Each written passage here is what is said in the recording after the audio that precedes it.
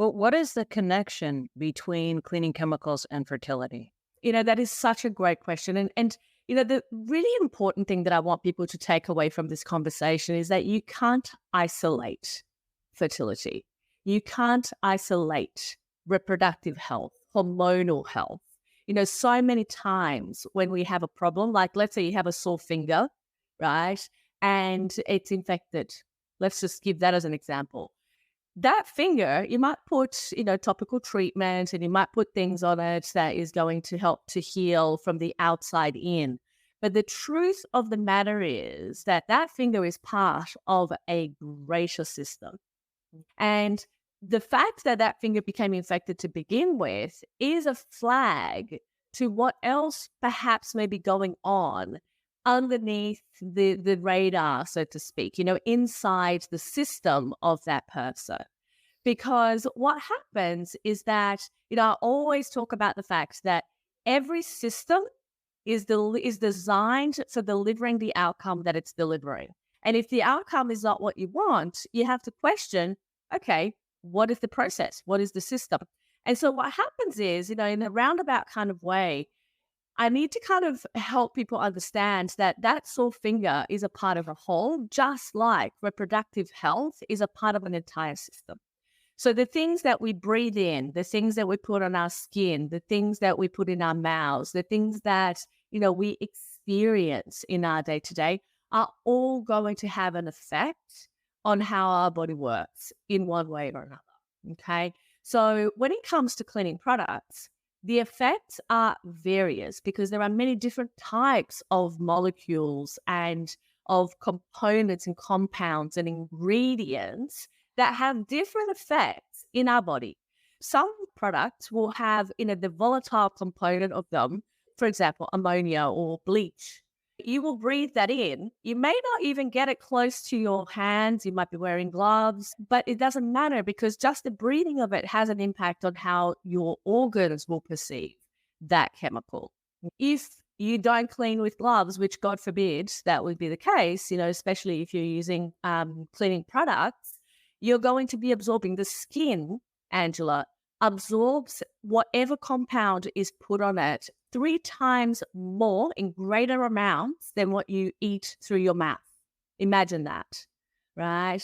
So we literally will be able to have a higher dose of that chemical inside the body by having it on our skin than if we were to ingest it, if we were to drink it.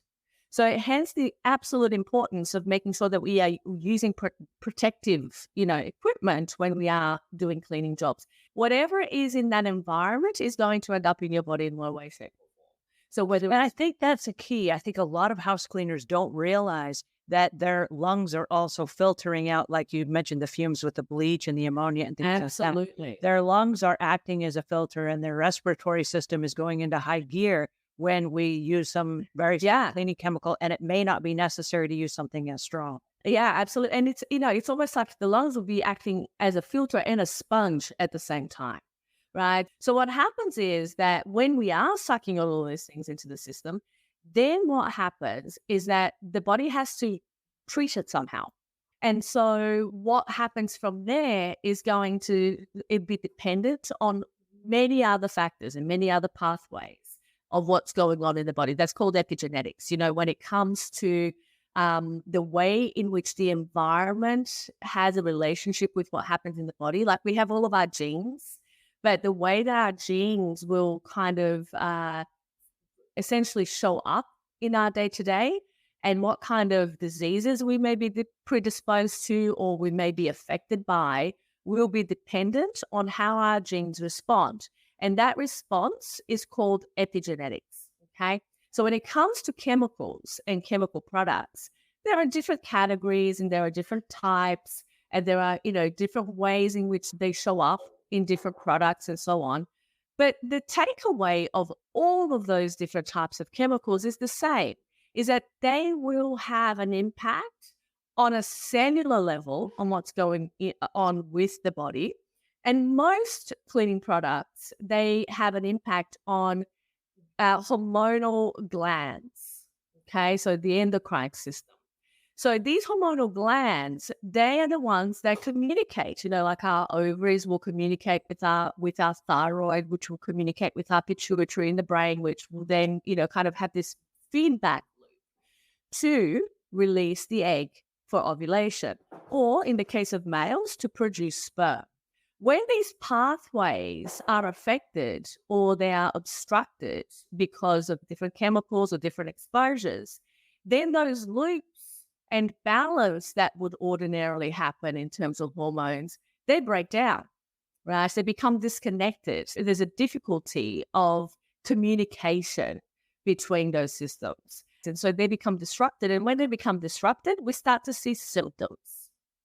And those symptoms, they'll range from many different things, from imbalanced cycles, from, say, irregular cycles, to the inability to conceive, to the inability to keep a pregnancy to term and increased risk of miscarriage, fibroids, endometriosis, you name it. There's lots of different symptoms that will arise.